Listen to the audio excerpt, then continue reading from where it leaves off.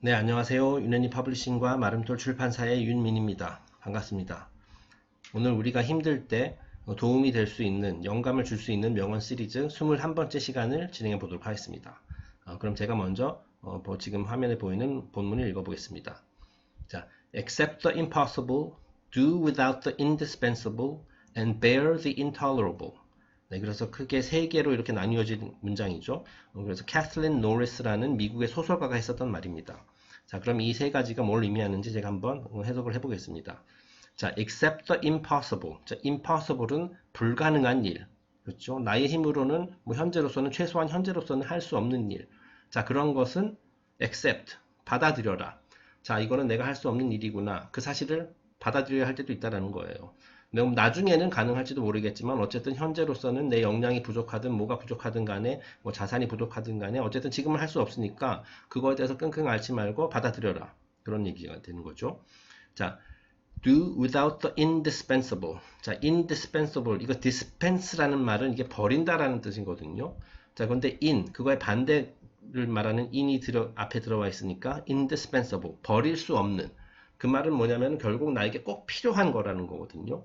자, 우리가 이제 살면서 어떤 일을 하기 위해서 꼭 필요한 뭔가가 있을 수 있죠. 예를 들어서 조금 전에 얘기했듯이 능력일 수도 있고 어떤 자산일 수도 있고 어떤 수단, 도구, 친구의 도움, 등등등.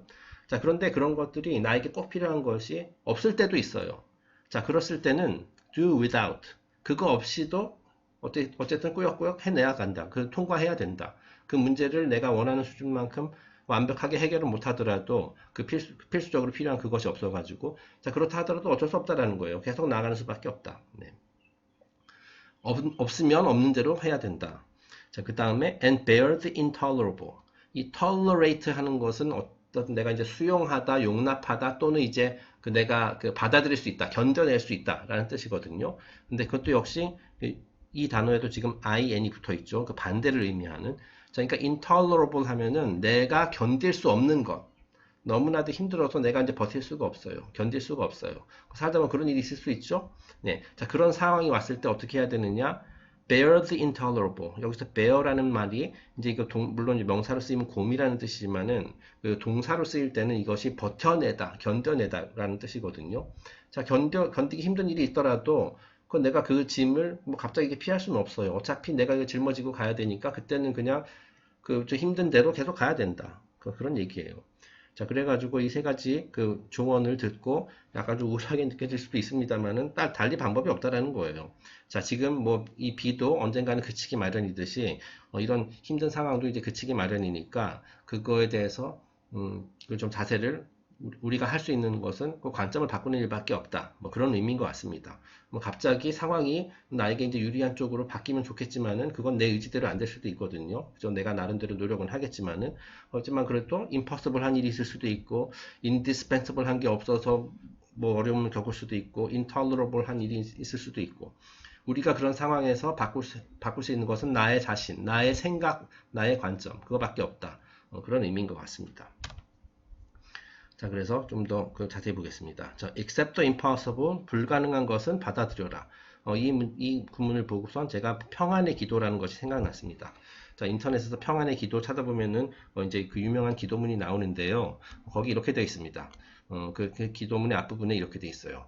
자, 신이시여, 저에게 제가 할 수 있는 일 또는 제가 해야 할 일을 할 수 있는 용기를 주옵시고 제가 할 수 없는 일을 받아들일 수 있는 마음의 평온을 주옵시고 그리고 이 둘을 분별할 수 있는 지혜를 주십시오. 자, 그러니까 내가 해야 할 일 또는 내가 할 수 있는 일, 다시 말해서 possible한 일, 자, 그런 일은 내가 할 수 있도록 실제로 실행에 옮길 수 있도록 그런 용기를 주옵시고 그 다음에 impossible한 거, 지금 어떤 이유가 됐든 간에 현재로서 내가 할 수 없는 또는 어떤 자연의 법칙 이런 것에 위배돼서 할 수 없는 일. 자, 그런 것은, 그러니까 불가능한 일은, 불가항력의 일은 내가, 이거는 안 되는 것이구나. 라고 이렇게 받아들일 수 있는 마음의 평온을 주옵시고, 이 두 가지를 분별하는 것. 이 가능한 일과 불가능한 일. 이거를 분별할 수 있는 지혜를 주옵소서. 그런 이야기가 되겠습니다. 네, 그래서 이제 삶에 아주 도움이 될 수 있는 그런 지침이라고 생각을 해요. 그래서 여기서도 이 첫 번째 문장에 그런 내용이 나와서 한번 옮겨봤고요. 자, do without the indispensable, 꼭 필요한 것 없이도 어떻게 해서든 꾸역꾸역 해놔야 나가야 한다. 통과해야 된다. 그런 말이라고 말씀드렸었죠. 자, 순망치한이라고 볼 수 있습니다. 자, 이빨이 없는 상태에서는 잇몸으로라도 써가지고 어떻게 밥을 먹어야 된다. 뭐 그런 얘기가 되는 거죠. 자, 그 다음에 and bear the intolerable. 자, 근데 견디기 힘든 일이 있더라도 견디는 수밖에 없다. 라는 거예요. 이제 공교롭게도 이 bear라는 단어가 이제 동사로 쓰이면 아까 말씀드렸듯이 이제 견뎌내다 뭐 이런 것인데 버티다 이런 건데 명사로 쓰였을 때는 이게 곰이죠.